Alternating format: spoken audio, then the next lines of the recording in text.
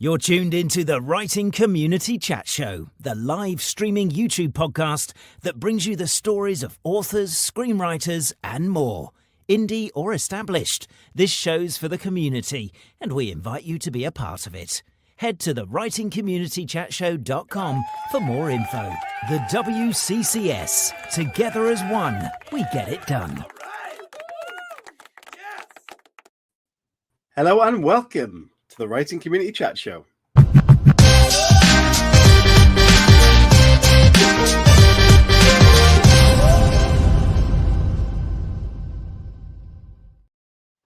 Welcome to a brand new episode of the Writing Community Chat Show. If I can get my words out, that is. Happy Friday. I hope you're all doing well, and let us know in the conversation, in the chat, if you are indeed having a good week or have had a good week. If you're watching back or listening back, thank you very much. Please do hit that like button and subscribe if you haven't done so. It's great to be back on the show. We've got a great guest for you. It's going to be a lot of entertainment, I'm sure, based on our pre-chat. And Chris Hooley, how are you doing, buddy? Yeah, I'm good. Back from the Brooklyn Book Festival, which was brilliant last week, obviously being on the mental health panel and doing all that. And then you created a WhatsApp group for all of our Writing Community Chat Show regulars. And yeah, that's been fun. It has. Yeah, definitely got some more conversation than we normally get in that WhatsApp group. It used to be the old X or Twitter kind of platform social chat, which is actually, Chris, you might not have known, but I've just today cancelled our premium X membership thing, which promises, better engagement, less ads, all that stuff. But all I see is exactly the same. And this week has been dire on that social platform. And if you are an author on that platform and you've been trying to promote stuff, let us know if you've had the similar experience. But definitely pushing things out in different areas. But yeah, the WhatsApp group has been very entertaining for many reasons. Yeah, I mean, shout out to Ross Boss, who's not cancelled us yet. He's stuck in there with the chat. And yeah, it's nice to have a place where that, because Twitter at one point felt like WhatsApp, that group feels now, in terms of people interacting, people having conversations and stuff like that. And obviously, as you've alluded to, it's not the case anymore on that platform. Yeah, it's sad times, but we move on and we find different avenues and different platforms. And, Substack is one for us with all the fellow writers. We venture on TikTok occasionally. But yeah, obviously people watching now, thank you. And again, people listening back to the show, we do appreciate that. Obviously our numbers when people watch live, massive. I love the fact that people watch us live and things like that. But the fact that people listen to us all over the world still baffles me. When you show me, oh, somebody in Zambia has listened to the show this week and stuff like that. So, thank you to everyone who keeps listening to the show. And again, the reason why you're listening is because you want to be a better writer, I'm guessing, or you're interested in the book. And that's what we're going to do tonight. We're going to pick the brains of another author, get some really good writing tips, and hopefully that can help you push on into getting your own book out in the world. Yeah, definitely. And I was thinking about it earlier, Chris. It just started going around my mind. When I really took in the length of time we'd be doing the show, it's 5.5 years onwards, and it'll be 6 in March next year, which is coming around quick because October next week, guys, is spooky season. Halloween is fast approaching. By the way, I have just put my The Words of 11 horror up for a Kindle promotion this weekend. Saturday and Sunday, you can get that for free on Amazon, so look for that. But yeah, so I've been thinking about it, and it's kind of, I haven't really taken that into account, 5.5 years of doing this every week. But yeah, it kind of hit me in the face today, and it's kind of crazy that we're still doing it and enjoying it just as much as we were at day one. Yeah, I mean, we're halfway to 10, I suppose, or more than halfway to 10. We've got to do 10 years as a minimum. Because most podcasts don't see 10 years. But yeah, 10 years is a minimum. And who knows, we could be here in 30 years' time, still chatting to us. Not sure about that. 30 years. Why not? And on the topic of I've been reading Dracula this week. So that's, if you want to see my version of Dracula, that's what I'm going to dress up for on Halloween this time. When we do a Halloween show. Hopefully, we could do a panel show because we're overdue a panel show, and Halloween is definitely a good time to do a panel show. It is. And just before I know we're going to get our guest on very shortly, I want to float something out there. I want your advice and your suggestions. I've been doing something that I should have done a long time ago, which is doing a lot of TV show reviews and film reviews on my Substack. And that's something I'm very passionate about. And I've dabbled with it, but never really committed to it. This week, I've put a lot out there. I do watch too many shows instead of writing, but that's just the way it is. But with the Substack, but what I'm doing is thinking about creating a little side podcast where I just read those reviews in kind of a different style to the review itself, but more of a vocal version. And I want to know if people would actually enjoy that, if they would want to listen to, say, a short 5-minute episode of a review. And if that's the case, let me know. I'd be interested to say yes or no. If it's a no, fine. I don't think it's a big difference if it is written or verbally spoken. But yeah, I'd like your feedback on that, please. Yeah. What do you think, Chris? Yeah, I like the idea of that. I think maybe 5-minute episodes to people. Yeah, I mean, people maybe do those. You might want to do a longer one. You might do a monthly one where you review all your viewing for that month. But yeah, it's good. You know, people love recommendations for TV shows and stuff like that. So yeah, why not? Amazing. Okay, I'm going to get tonight's guest on, so please get yourself involved in the conversation through the chat and ask questions if you like.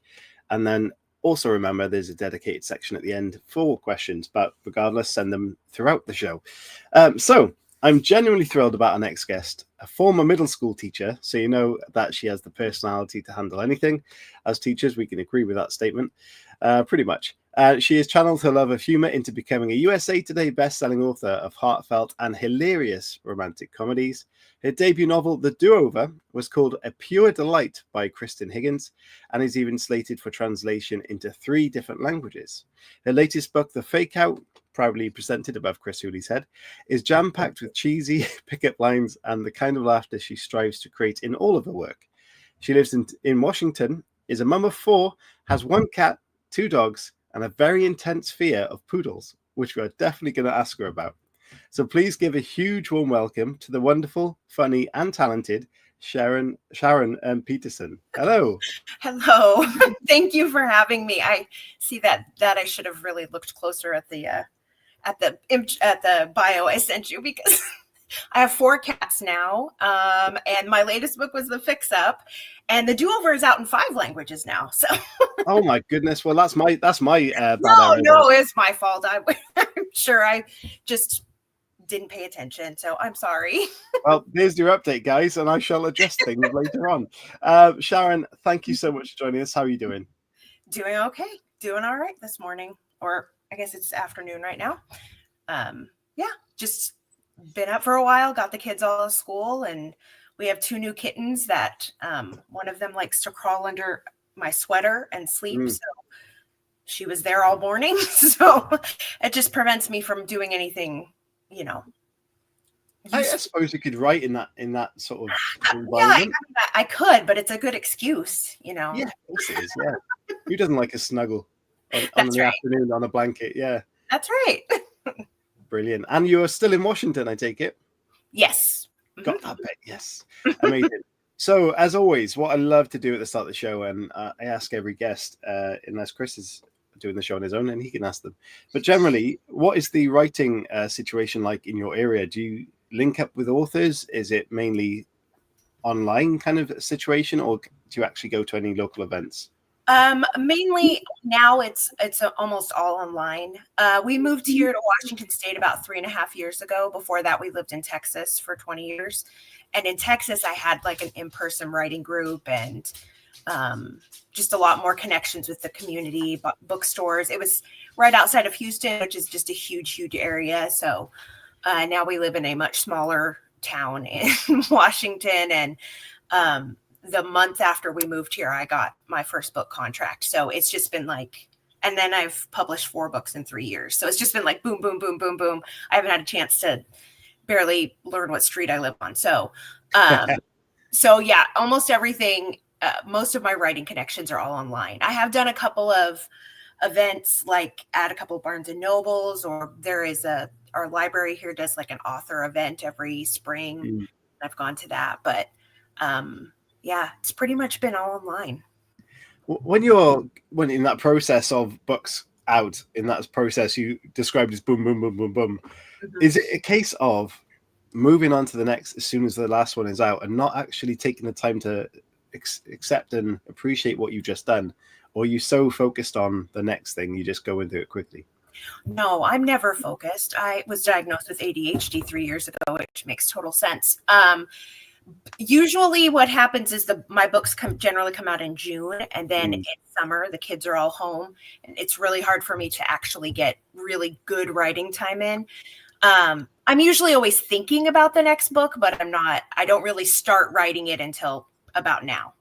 Yeah. And it's due to my editor in December, the first draft. So I'm with Bookature, and they're a digital first imprint of Hachette, and they move fast. So much faster than like a traditional, more traditional publisher. So, but it's still, I will be crying in a couple of months, I'm sure.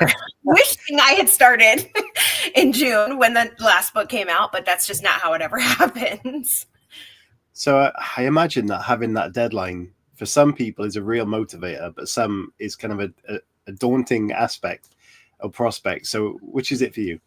Both. It's both. Yeah. But I think big, scary deadlines are what make me stay focused and on track. Yeah. So, yeah. Amazing. And Sharon, how was that diagnosis? Obviously, you've said about being diagnosed with ADHD. Did that sort of make sense to you in terms of like, what was your writing life like before that diagnosis? And do those deadlines like really push you? And do you think if you didn't have them, it might be harder to concentrate? Oh yeah, I think the deadlines help me a lot, even though I hate them. I have to have them. I think it's one of the reasons why I haven't self-published, because I'd come up with excuses. I would set something and then I can push it a little further. So, yeah, I mean, it's been good. Medication has helped a lot. It started because I also have generalized anxiety, and when the doctor I had kind of this episode, and the doctor put me on my third anxiety medicine. So I was taking 3 a day, and I was like, and it wasn't really helping. So I was doing my own research, and I happened across a TikTok video of all things. And I just saw a lot of myself in what they were saying. And so I kept researching, and then finally went back to my doctor and I said, what if we're medicating the wrong part of my brain? And so we did an evaluation, and she started me on Adderall. And the first time I took it, it was like my whole body just went and let out all of this anxiety. It was wild. So I definitely feel a lot less anxiety and a lot more of an ability to focus than I did before. It doesn't solve everything, and I'm still a mess most of the time. A lot of people think I'm more organized than I am. I'm not. But I mean, that's kind of also a woman with ADHD, is we learn how to mask really, really well. So, and figure out how to look like we have it all together until we don't. So, yeah. So that's really impressive, even more so to look back at kind of what things were like before with your children, your dogs and your cats, and your undiagnosed ADHD at that time. How did you fit writing into around your career as well, writing into that lifestyle? It's kind of a long story how so I've always been a reader, a voracious reader my whole life, always kind of secretly wanted to be a writer. But I always say that my life made me ruthlessly practical, and writing is not practical. It is a hobby until you can make money at it. And that can take years and years and years. And I taught for a few years, taught for a few years, had 3 boys in 3 years. 2 of those boys are autistic. One of them is severely autistic and requires 24-hour supervision. So life was just really, really stressful when they were all younger. I mean, it's stressful now too, but we're used to it more. And I just never wrote anything. And I had before, but not once the kids came, it just was out of the picture. And then about 2015, some friends begged me to start a blog, I think because my Facebook posts were getting way too long. And so I did that. I started a free one and I blogged faithfully for a year. And at the end of the year, I learned that I really hated blogging. But I did like telling stories because my favorite things to write were like creative nonfiction and stories about my life and those kinds of things. And I think if you want to be successful at blogging, you have to write things like, 3 fun things to do when you're a vampire, or, stuff like that catchy titles. And those are the kinds of things that people click on, and not, hey, I cleaned up something really gross today. So I did that. And then at the end of the year, my computer stopped working, my laptop, and we could not afford to replace it. At that point, we had 4 kids, and therapy for the boys was expensive. So I realized really fast that I missed writing a lot. It had been kind of free therapy for me and a way to express myself. And but I didn't have it anymore. And then a couple of months later, a friend invited me out for coffee, and she presented me with a new laptop. And she said that she and a local group of moms who had been following my blog didn't want me to stop writing. And so they all chipped in and bought me a laptop. And I say it was like the most remarkable gift I've ever received, because it kind of like gave me permission. And I just decided right then and there, I'm going to write a book. I'm going to do it. And I did. And I would write I had it set on my kitchen counter on top of a box of economy baby wipes. And so I could stand at it and type. And so I'd type for 5 or 10 minutes, and then I'd go clean up some spilled milk, or type for 10 more minutes, and then go yell at someone to get off the trampoline naked, which did happen. And I'd stay up till 1 a.m. or I'd, type right when they napped, whenever. And I was able to finally finish the first draft of that book. And then I started looking for agents, and it took 16 months and 107 no's before I got a yes. And then we started to go out on submission with that, and we pulled it to do some revisions. And then in the middle of me revising, my little sister, my only sister, did I lose y'all? Am I talking too much? Tell me. No, was that a secret?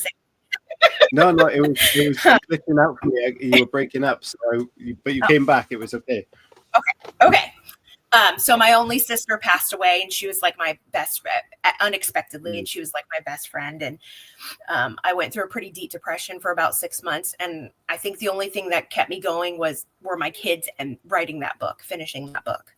So this is the part where I tell you that it sold for lots of money, but it didn't. It never sold. So I had to write a second book.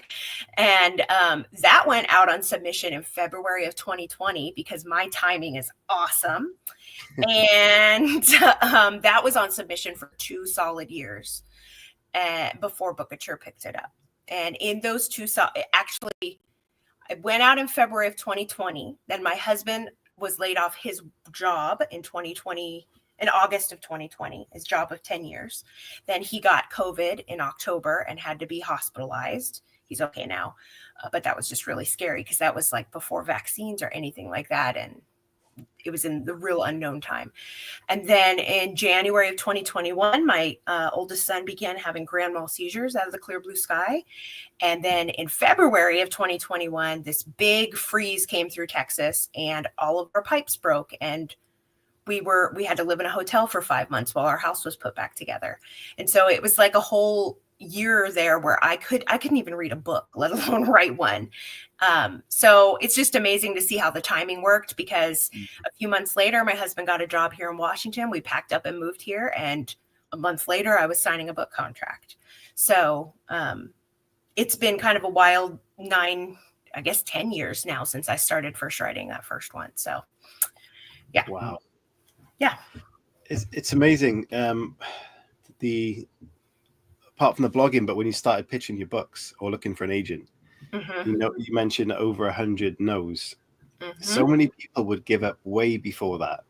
So what was going through your mind in terms of, was it a case of, I know this is going to happen, or is I'm just going to keep going?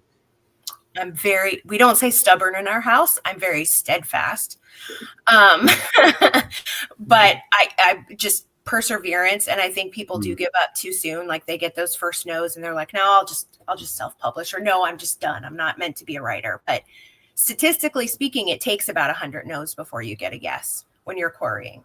So it is in some ways it's a game of numbers. In some ways I really do think it's the people that don't give up. Yeah.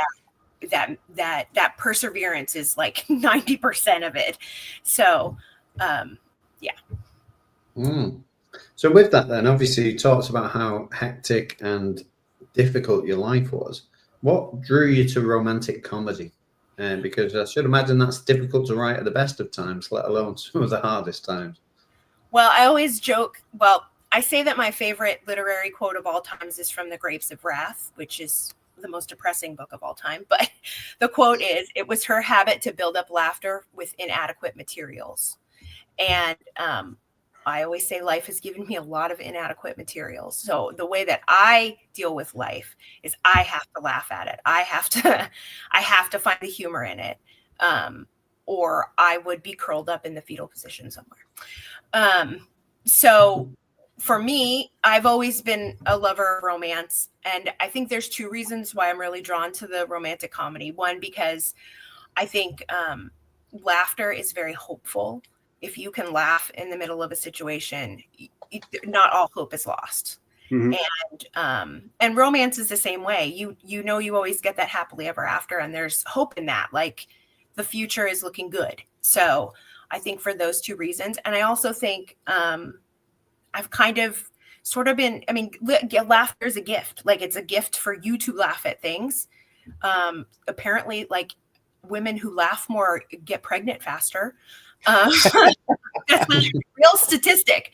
But also I think I've been given a gift of humor. And so, which isn't a very, nice gift, like service to people or compassion or anything like that. But, at least I found a way to use it by writing funny books. So if I want someone to read my book and then just smile, be happy, laugh out loud, so because the world is so heavy, my life is heavy, life is hard. And I want it to be not hard for a little while you're reading. So I think it is one of the best gifts you can have, is to make someone laugh and smile. So, but like Chris said, it's notoriously a difficult thing to do.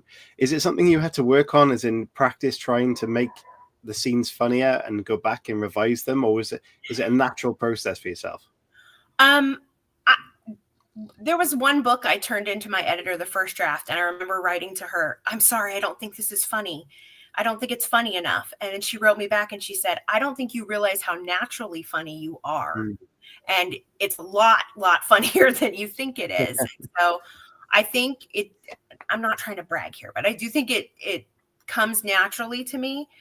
I've also had one writer friend who writes thrillers, and she was like, how do you approach your scene? She said, when I write them, I write the scene and then I go back and add more suspense. And I was like, well, I guess I kind of do the same thing. I write the scene and then I go back and try and make it worse, because that's kind of where stuff comes from, right?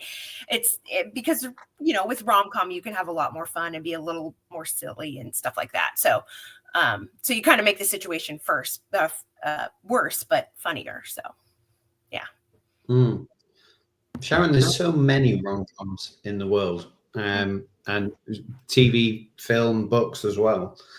So in your opinion, what makes a good rom-com? I think first that it has to be funny.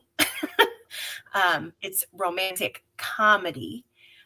Second of all, I think that the characters, you need to be drawn to I think that with any good writing, like you have to identify with the character somehow, relate to them somehow. I think those are the two big things. I tend to write very character driven things. And if I've nailed a character, I think I have a reader identifies with that character, relates to that character, finds them relatable, then you've got them. They'll read the whole book. So. And do you think from starting writing then that our perception of romance has changed? Oh, yes. I mean, it's definitely become a lot more mainstream. We are less likely to be made fun of than you were 20 or 30 years ago. If you were reading a romance novel, you know, oh, it's just a romance novel, or, you know, that's not real reading, or real literature or anything like that. And I think now it's definitely become a lot more mainstream. And I think maybe that has something to do with just women having more of a voice in society, because obviously women are the ones that read romance the most, and romance often carries the publishing industry, to be honest. So, you know, in terms of sales. So, yeah, I mean, I think the perception has definitely changed a lot. What about the perception, not from the book point of view, but in terms of like what people's idea of romance is, in terms of like, you know, the sort of new trends, and, you know, yeah. I'm thinking from a writer's point of view, like you've got, you know, dating apps and all that type of stuff to be considering in the sort of romance world. So how have you sort of navigated that from when you started to sort of like through the trends and what have you? Well, I don't know that I'm on trend exactly. I mean, I think right now on trend in romance is very romantasy and dark romance. Those seem to be the biggest things that seem to be driving the industry right now. I think definitely a lot more, you know, like text messages and emails and those kinds of things show up in books more often. Like we kind of expect people to text each other now. It's just a part of our daily life. So why wouldn't it be a part of our books, kind of a thing? I mean, I guess those would be yeah, I don't know. I haven't really done too much. Like when I've been married for 24 years. So I did not meet my husband through a dating app or anything. I started my first email address to email him though. Yeah, I'm sure I would be awful if I had to date now. I would be terrible at it. Terrible. So maybe have you ever done like any research in and around dating? Like, I know obviously you're happily married, been married for a long time and stuff like that. But have you ever gone, do you know what, for this book, I need to see, you know, maybe look at a dating app, or I need to ask some people who are single, like what it's like and the experience of like trying to romance now? I would say yes. I do a lot of kind of lurking on Reddit. There's several good boards on Reddit where people will share stories about how they met or this or that, or bad dates. I love reading about bad first dates. So I'll do a lot of Googling and searching and that kind of thing. I mean, it's sad, but I guess I don't have a lot of unmarried friends right now either. You know, I'm just in that age bracket, I guess. So, but yeah, I mean, I have a few friends and we've talked about it some. So, but I guess I don't spend a lot. What's like the strangest thing that you've found when you've been researching in all those areas? What's like really stood out to you, like a sort of whoa moment? I mean, I just think, well, there are just some apps that are not necessarily for dating, for just kind of hooking up or something like that. And that whole thing just kind of weirds me out a little.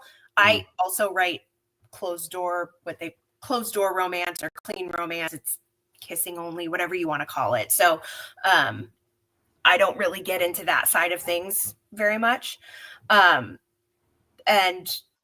yeah, I think that whole aspect of it just is weird to me, but you know. Yeah, I agree. Maybe that's just a me thing. It's not a world thing. So okay, before we move on to the next part, which we'll talk about the fix up, I've got to ask you, address the elephant in the room, or perhaps the poodle not in the room. What is the story about the intense fear of poodles? When I was like 3 or 4, I had a run-in with a standard black poodle. He, I guess, snapped and growled at me. And I guess it just stuck in my lizard brain. And ever since, like, it's not just a, ooh, gross kind of a thing. It's like I will walk across the street. It's like that fight or flight feeling. Like my heart starts pounding when I see them. And they just freak me out. I apologize to poodle owners everywhere. I'm sorry. please keep them away from me. But then you've got dogs. It's not like a dog thing. It's not a dog thing. It's a poodle thing. Yes. Amazing. That's fun. It's kind of like ET with Chris. Oh. Yeah. Uh-oh. Yeah, E.T. is horrifying, though. I've said this multiple times. He's a very scary looking thing. And, yeah, don't get into that because space, aliens, and the fact that he turns up in Star Wars, that really irritated me. With loads of other E.T.s waving. I was like, no, thank you. Anya has put a question there. It says, does this phobia include doodles or just poodles? Doodles I can handle a little bit more because they usually, I think it's especially that classic shave where it's like their big poofy heads and the little tails and the I'm getting the shivers. We'll move on. Sorry to remind you, but I have to ask. Okay, so I'm going to play the video, even though I forgot video number 1, Chris. I do apologize. I haven't played that for a while. So we're going to play a little video for part 2. What's the story? And then when we come back, could you let everybody know what the Fix Up is all about? And we'll ask you some questions about that. Sure, sounds good. Excellent.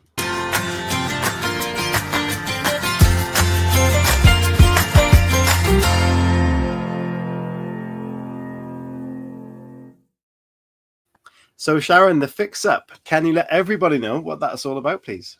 Sure. So this is the 3rd book in my series set in the fictional town of Two Hearts, Texas, which is kind of based on the town that I lived in a little bit. It's smaller. And they're all standalone, so you don't have to read the books before it to be able to follow along. This one is about Ellie. She's a single mom. She has a 6-year-old son, and she moved to Two Hearts about 3 years ago, and they kind of took her under their wing, and she just came from she's made some decisions in her life that she's not real thrilled with, and so she feels like being in Two Hearts is kind of like a new life for her. And the local cafe, she worked at the local cafe, and the owner was just this curmudgeonly old man who didn't have any family, and when he passed away, she was left with half of the cafe, the house, and then the 20 acres it was all on. And but she finds out, or the whole town does really, that he had a secret grandson no one knew about, and he gets the other half. But in order for them to inherit, they both have to live on the property for 6 months before they can stake claim. So it's kind of a bit of forced proximity. They're kind of a grumpy sunshine, kind of a mix. She makes him live in a tent in the backyard for a while.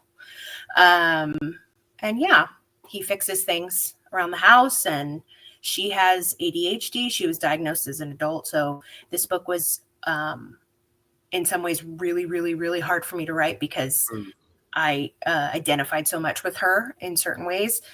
In fact, I think I spent the whole time going, I hate this book. And my editor was like, no, don't hate it. It's good. And I just still didn't believe it. I think about the week before it came out, I decided I liked it again. So, so it's, about their 6 months time. And of course they don't like each other, and then they do. And then we get happily ever after because it's rom-com. So considering the other books you've written and your fear about this book, almost that, because of the connection, you're not quite loving it perhaps as much as the others. Did you have an expectation that this would do better or worse than the other books?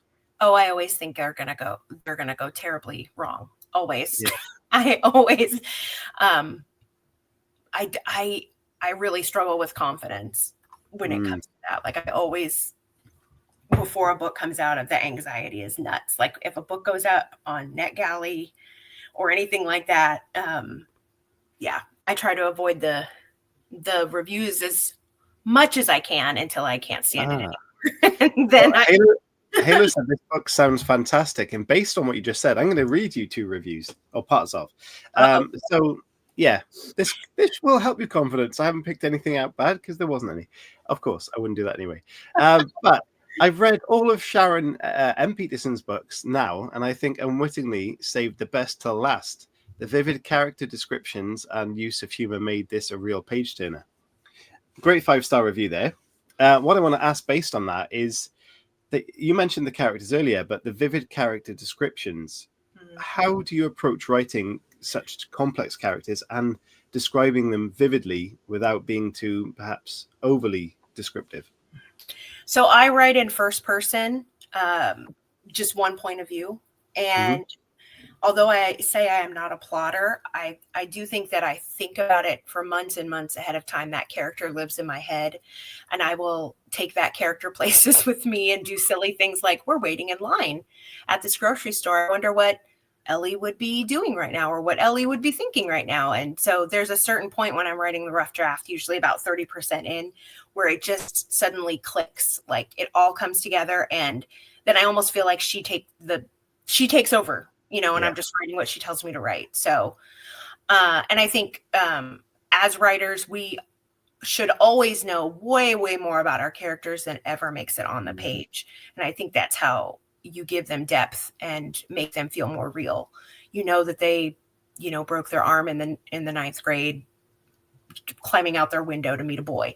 That it doesn't mean it's going to be in the book, but that about them. So, all of those little things, I think, show up in your writing without you realizing it. So, yeah. I like that. I like that example of how to get to know your characters at in the queue in the shopping center. Yeah. It's a really interesting thing to think about, because at that point, most people are kind of either looking around, playing on their phone, and if you got a really special kind of character, they could be doing anything, right? Right. Yes. Yeah. If you know what their reactions are to things, to little things, I think it helps to know. Then you start to learn how they will react to big things too. Yeah, of course. Nice. Go on, Chris. I was going to say, leading on to that, from that, and I'll ask this, Chris, because it links into what she just said, which was the next review. I've got the two here, and this is the second one. We only have Ellie's point of view, which you mentioned throughout the story, but I find it really helps understand her and her chaotic brain. I am 100% pinching this sticky note to-do list. Oh, so, yes. Is that something you talk about for someone else who might have a chaotic brain? Yes. So, Ellie, and this is something that, like a technique that counselors will give to someone with ADHD. And what it is like, you use a wall or something, and you divide it into three things: today, soon, or in the future. And then on the today, you are only allowed to have 3 sticky notes, and those are your 3 things, or now, put as now. And those are the 3 things that you have to work on. And when you work on one, you crumple it up and you throw it away, and you get a little hit of dopamine. And then you go over to your soon pile and you pick one that you can move over there. So you're always shifting things over, but you're only ever having to work on those 3 things. So it kind of helps keep you focused. I always say my biggest thing is finishing fully, because I may finish it almost, and then I'll just walk away from it and then procrastinate and do all of these things and not finish it. So that's something that can be really helpful. So Ellie has that whole thing set up on the wall in the kitchen, and that's kind of Gil, the male main character. That's kind of one of his first introductions to her, as he sees that. And he happens to have a background as a special education teacher. So she was all worried he was going to think she was weird or something. And he was like, oh, that's actually kind of smart. So I've had a few readers say, oh, that is a good idea. I'm going to try that. It does sound very good. Excellent. Yeah. My question, Sharon, I've kind of got 2 now, so I've just thought of another one. But the first question that I was going to ask was the single mother sort of storyline narrative. How much does that complicate a romance when you're putting it all together? I think kids should make things a little more challenging. It's because I think as a parent, those are your first, your kids are your first priority. And so I guess I've never been in that situation, but I was raised by basically a single mom. And I just know that she always put us first, every time. So I think that dynamic is weird. And then in this case, in this book, it's a stranger. That's why she makes him live in the backyard for a while. Because she doesn't want him interacting with her kid or her kid getting attached to him or anything like that, because in the book she says he deserves the best, and I'm not allowing him to be around what's not the best. I don't know you, so I think in this book, and maybe it's not like this in a lot of single parent books, but in this one, Her son Oliver was a big driving force for her and her motivations and her desire to have a big bright future, because she wanted to do that for him especially. So yeah, and my second question off the back of the things you've been talking about is, what are your top tips then? Because we know writers can suffer from that dopamine or lack of dopamine. What tips could you give somebody that's going to instantly boost their sort of dopamine makeup, other than obviously the whiteboard things? I love that. I think it's a great idea. But let's say 3 tips to improve your dopamine. I don't know if it's improving my dopamine, but before I go to bed every night, I make a list of things that I need to do the next day. It's kind of like a brain dump, because I tend to be that person that wakes up at 3 a.m. remembering that one thing I was supposed to do 2 weeks ago or something like that. So if I dump all that stuff out before bed, it helps me sleep. You know, getting good sleep is important.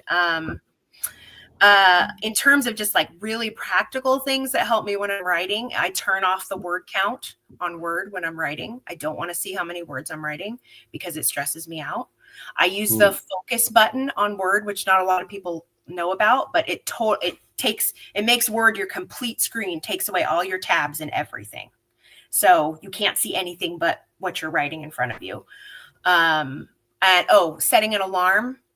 20-minute writing, I'll set an alarm for 20 minutes, and for some reason that seems like a race, you know, to me. And I will even count up how many words I wrote in that 20 minutes and then try and beat myself the next time. And I'll do 20 minutes, and then depending on how I'm doing, I'll take 20 minutes and go do something else around the house and then come back for 20 minutes. Also, things that writers have to do that maybe don't involve actually writing, or maybe some people can do this while they're writing, but I have like a little mini stepper, and if I'm watching, like if I have to do emails or I have to, you know, do social media stuff or anything like that, if I'm moving while I'm doing it, it helps me also to stay on track. So what I like to do is I'm writing and then I think, oh, I wonder what XYZ is about. I should go research that. And then 3 hours later, I'm learning about miniature rabbits or something. So, you know, I mean, so I have to try and keep myself as focused as I can, because I don't have a lot of time to sit in a quiet house and write. So also leaving your house entirely, even if it is a quiet house, because sometimes just sitting in the house, the distractions don't have to be noise. They're just like that pile of laundry or those dishes or those bills I need to pay. Or so just by removing yourself. So I sit in my backyard a lot and write, which is going to be a problem because we're about to hit rainy season, but I'll sit in the backyard a lot. And I don't take my phone or my tablet or anything with me. It's just me and my laptop. So, well, talking about the being busy and being distracted, Halo said earlier, I made a whole lightsaber battling movie with my son the other day instead of mopping, so she feels you. I don't know. You were making memories there. I think that counts. All right. All right. I think that's quite a good point. Was that a good answer for your question there, Chris? Because I think that was a really good detailed answer. Yeah, I mean, obviously we've talked a lot about mental health and stuff like that. We know how important dopamine is, especially people who need a lot of it. And yeah, definitely some really good tips there. So thank you.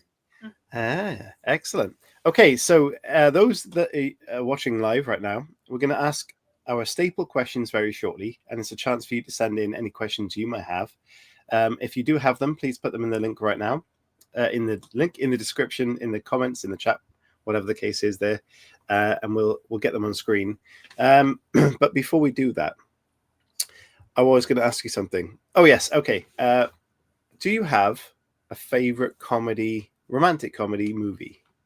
Oh, I would probably say Dear Frankie. I don't know if anybody's seen that. It's probably from the 90s. It has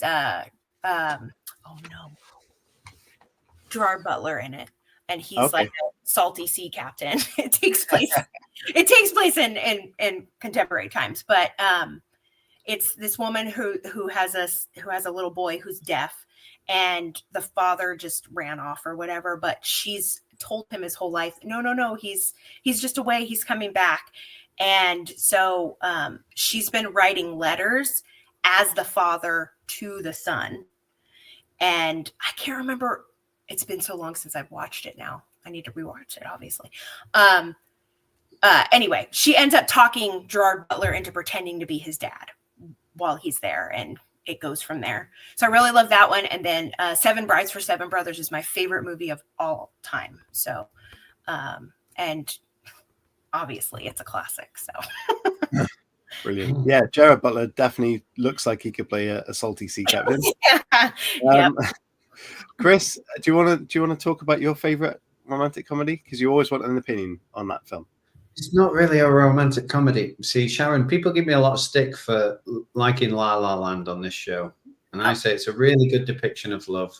And I've not seen sort of like it be told in that way before, in terms of like they could have stayed together, but they didn't. And it didn't give you a happy ending. But that scene at the end, sorry if nobody's watched it, but they sort of see each other and they're in different lives, but they kind of got what they wanted. So they're still happy for each other. And there's a whole montage of like, they could have had it if they stayed together, but they didn't. And I just, I thought it was brutal love at its best. But yeah, what your opinion is on that one? I actually have not seen it, but I would call that a love story versus a romance. But I think, I think sometimes the biggest act of love is letting someone go, right? Is knowing that maybe you're not the best for them, or there's something out there that they need to do, or is bigger than you. So, I think bring more happy endings. That's what I'm after. I don't want love where people let each other go. I want a happy. Yes, I like happy endings too. So now I might need to stay away from La La Land. So. My favorite romantic comedy, is The Holiday. I love that film. Oh yeah, that's a good one. I haven't seen that in forever either. I watch it every year. Doing a holiday too. Sorry? They're doing a holiday too. They're not.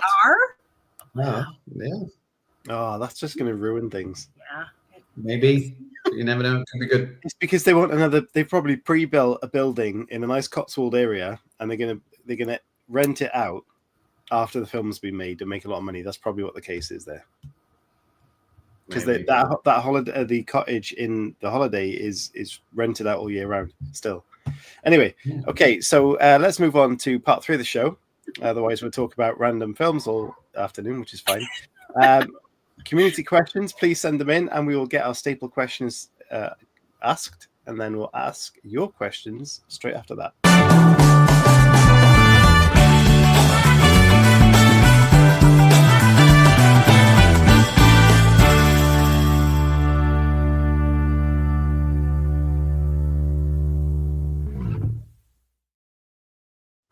So like Chris would like happy endings, I'm hoping this will be a happy ending with some great questions. Do you want to start us off? Yeah, so one of our first staple questions is, if you could take any character from fiction and make that character your own, which character would you choose and why? Make that character my own? Oh boy. I probably would go with like Anne Shirley from Anne of Green Gables. I think she would just be super fun. She's just full of, curiosity and optimism, and just, I think she would be perfect in a rom-com, honestly. So, and kind of her Anne and Gilbert were kind of the inspiration for Ellie and Gil in the book. So I am a fan. Yeah. Nice. Good.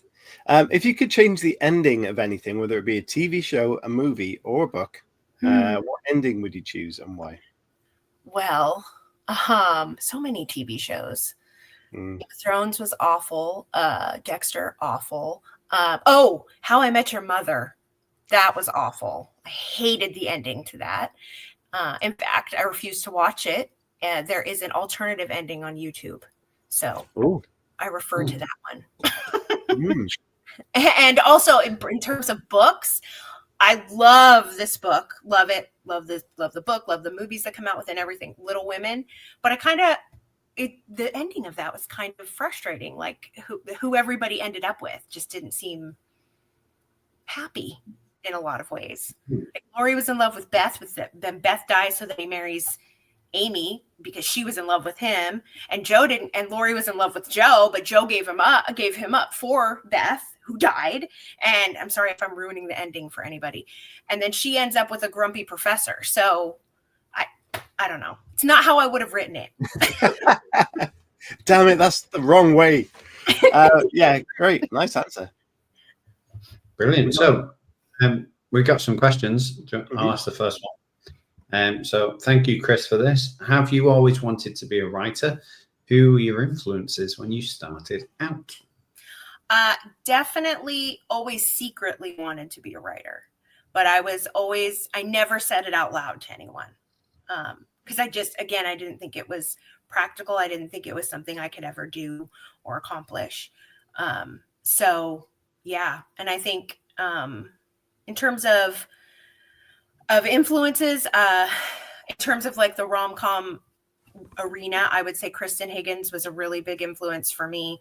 I kind of found her books when I was, when my boys were real little and I couldn't do anything else but maybe read a book for 10 minutes, but I found hers and just devoured them all and thought, I love these books. I want to write books like this. And so that little seed was planted, I think, with her.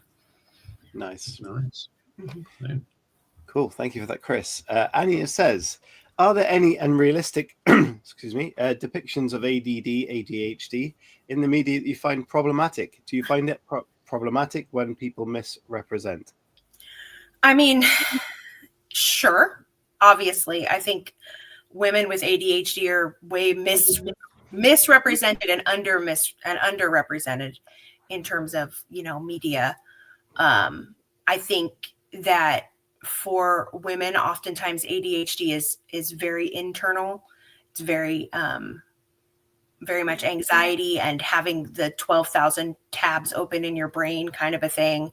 And I always say it's like I have 50 squirrels in my head and they're all saying, I have an idea. No, I have an idea. And they're all really good ideas. And so I don't know what to pick, So I don't think you see that represented very much in media. Also, as a mom of 2 kids with autism, I find a lot of the representation in media to be problematic at times. I have a kid who is severely autistic and I don't really see him represented at all in media, so I see people like Sheldon Cooper from Big Bang Theory. So yeah, that can be frustrating at times because I feel like my kids don't get a voice or get seen. So. Yeah.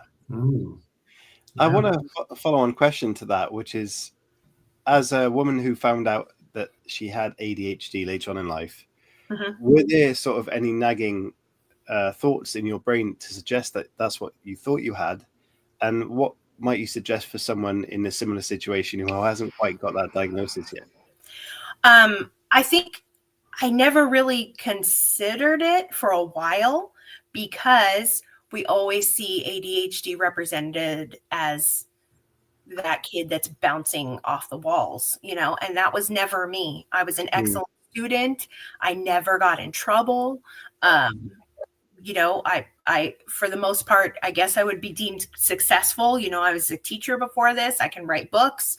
I can write whole books, but then I will look at the pile of laundry for 3 weeks and think, I don't want to fold that, and so, yeah, I kind of had an inkling something was up about the way my brain worked.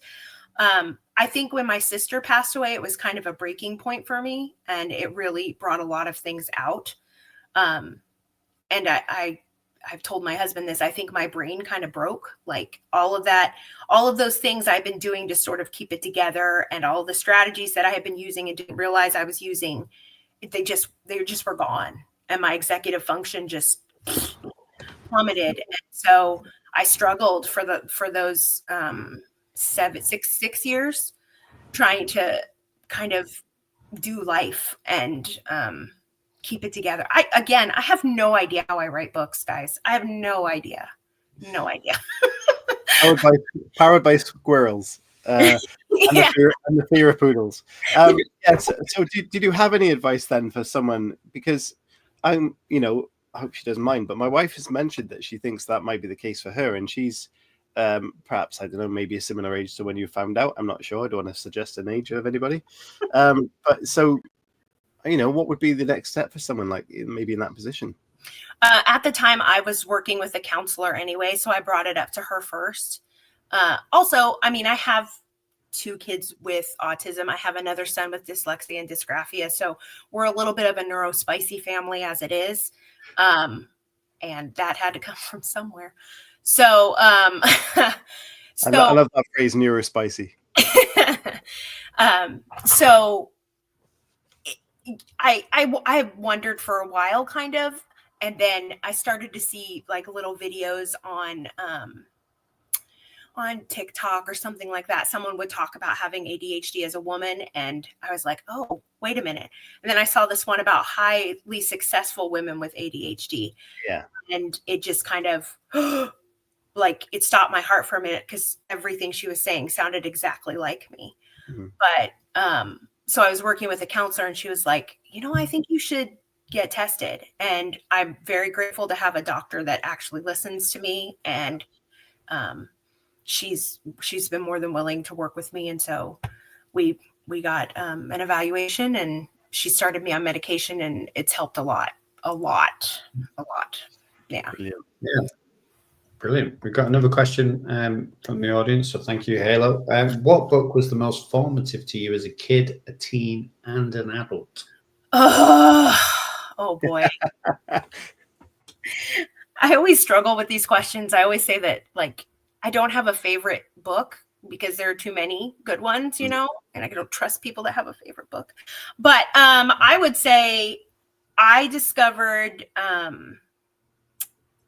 don't know, I read a lot as a kid. I can't think of a book that really pops out. I know when I was a teenager, I discovered A Tree Grows in Brooklyn, and that's not a made up answer. Like, I really discovered it one day in the school library and decided to read it. And I saw myself a lot in Frances, the main character, and just really drew me in. Like, I go back to that book a lot. And then as an adult, oh my, I don't know. There's so many books that I don't know about formative. I don't know. That's one I'd have to think about a lot. What one, say one that you've read this year, maybe, that you would recommend for someone to read?